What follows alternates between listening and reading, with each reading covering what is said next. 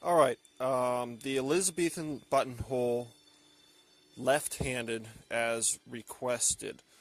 Now, the buttonhole starts off, you need to install a facing, which in this case you are going through your shell interlining of canvassing, another layer of canvas, or in this case ticking to help support the edge, just at the edge, and then your facing, which would be of the same fashion fabric. The facings wouldn't be much wider than the anticipated buttonhole. They weren't always even in width, and they are mandatory. You can see that I have it basted and cut already. When you're working through more than a couple layers, using a chisel is the best option. I did not, hence why it's somewhat rough. And you just want to start off just by whip stitching your edge, just to keep your layers together. There isn't any actual evidence yet of this step, because that would require destructive searching. You'd have to actually take apart period buttonholes, but it's something I like to do just to keep my layers, make my layers behave.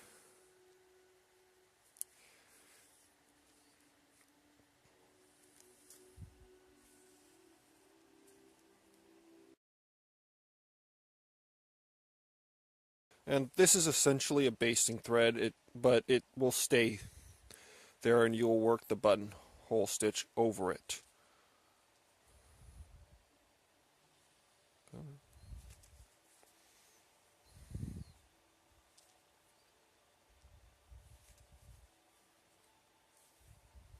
Okay, there. As for the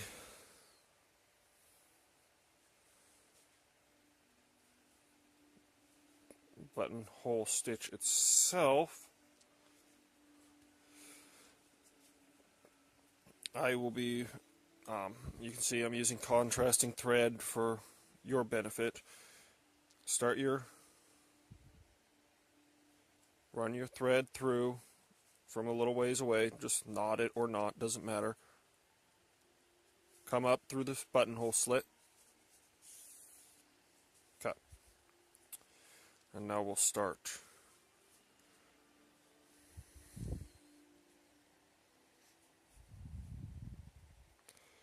Go up.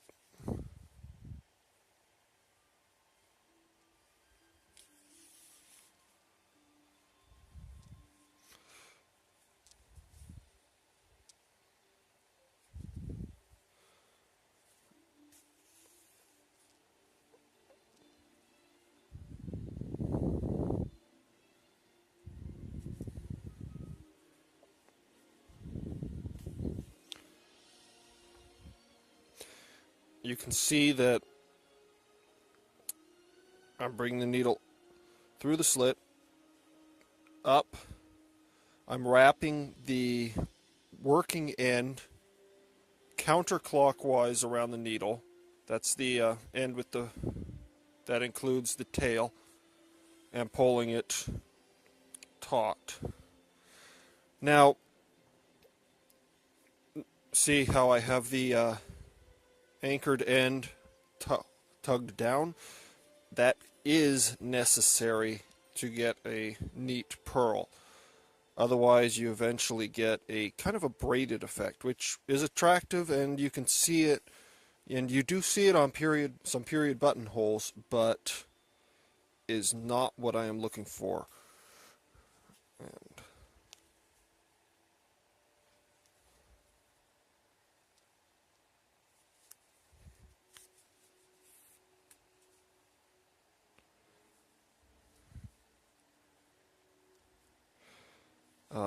The thread being used for this one is just DMC floss, just cotton, nothing fancy. Obviously silk would be the most period option, but the silk I have is rather fine and actually too fine for some Elizabethan buttonholes. The width, both the width, the fineness, how close the stitches were, all varies. However, you do want to keep it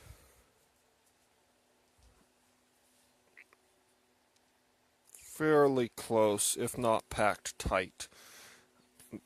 Obviously, the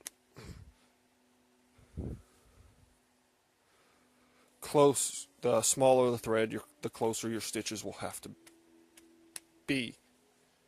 Yeah. All right. I do not wax the thread when I'm doing buttonholes. Not beyond just the tip, just the end, to make threading that bloody hell, the threading easier.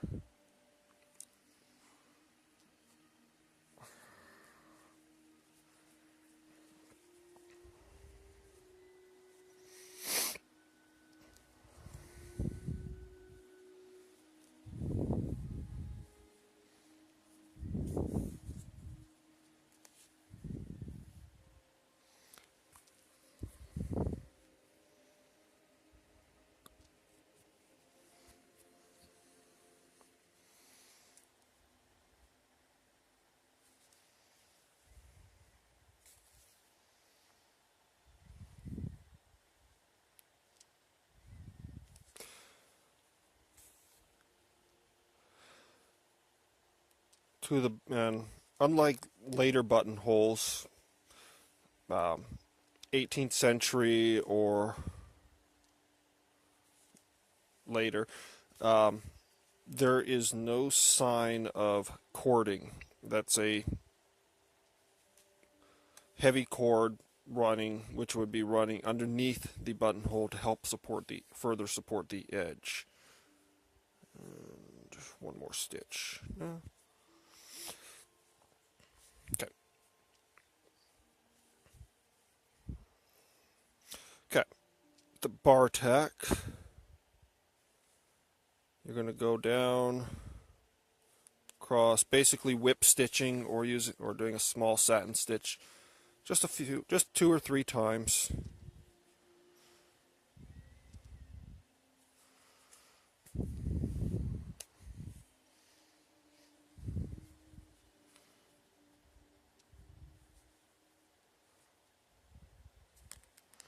It should be about the same width as the buttonhole, but it doesn't necessarily have to be. Okay. Down. And you can see that the working thread is to my right, wrap,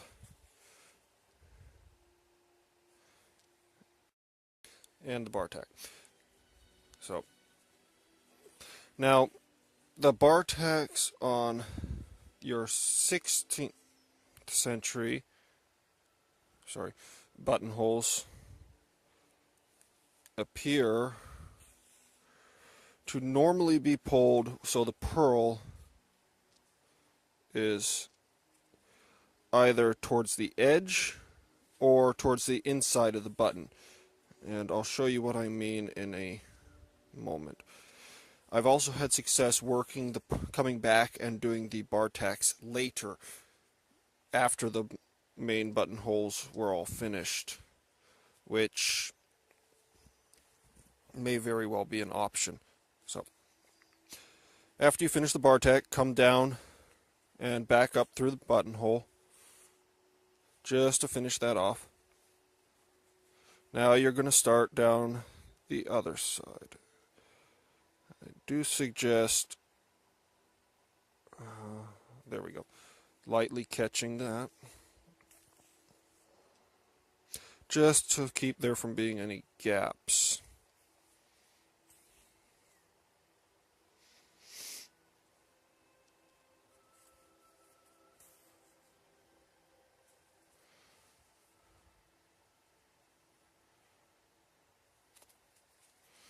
And in a moment, I'm going to show you how I restart the thread if, for instance, you don't have enough on your needle, which certainly happens, especially since the buttonholes would often have the thread run from one buttonhole to another.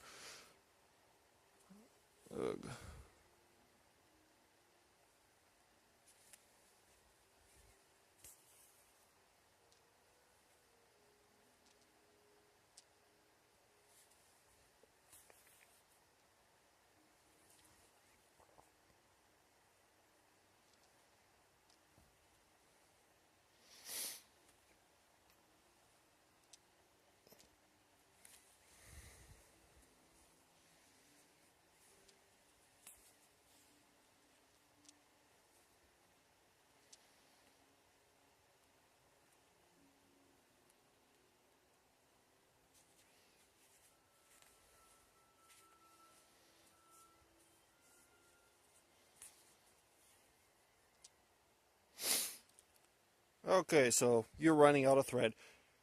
What I like to do, come back slightly, bury the thread in the layers, just snip it, and snip it off, start your new thread, thread the needle, etc. Okay. And start it like normal, coming through the layers.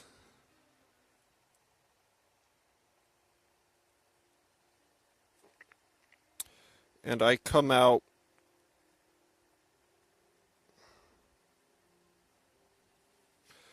right before the last stitch from between the layers.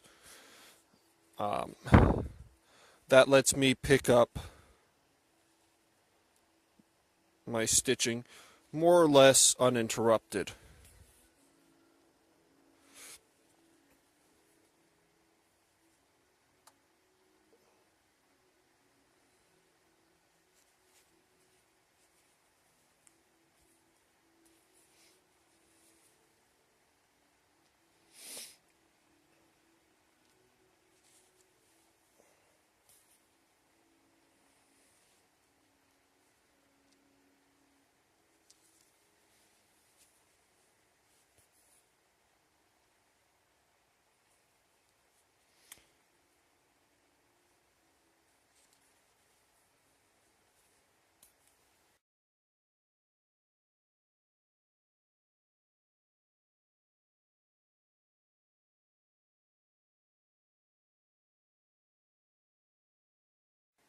Note, 16th century buttonholes were not particularly long.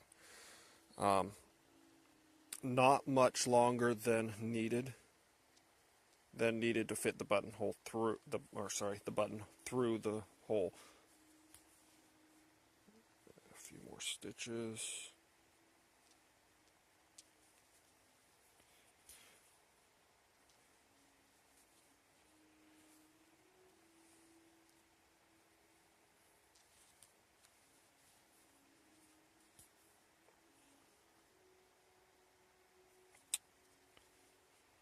Oh, one more.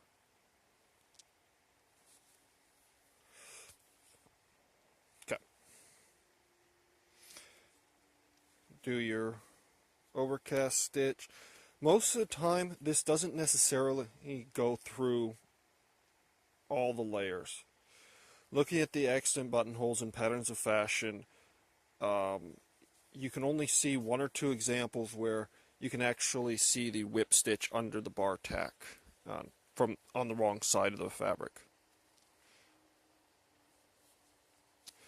So, but it is what supports your fabric, your buttonhole. Okay. And like last time,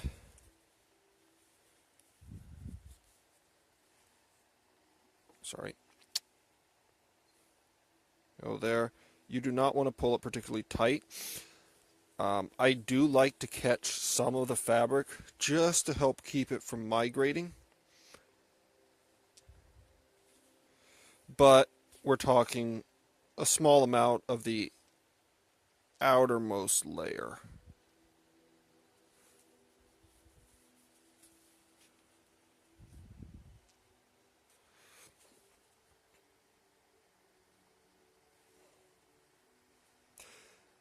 As I said before, bar tacks, I like to work them so that the pearl is to the inside. I have not yet seen any examples with the pearl facing out on both sides. There are some examples with it, both of them facing to the left or towards the edge of the garment. And there's a few other odd examples, a starburst, like that, and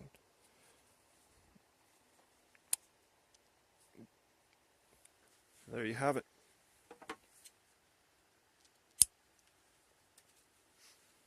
One rather rough Elizabethan buttonhole. And the back side. Of course, all these basting stitches, the loose ends, they all get removed after sewing, of course. But, yeah, nicely supported, even if it's a bit jagged and rough, and I didn't take the time to get the stitches quite as close as I would if I was doing it for real. But there are certainly examples that are even that loose. So, yeah, I think that's it. Smooth sewing.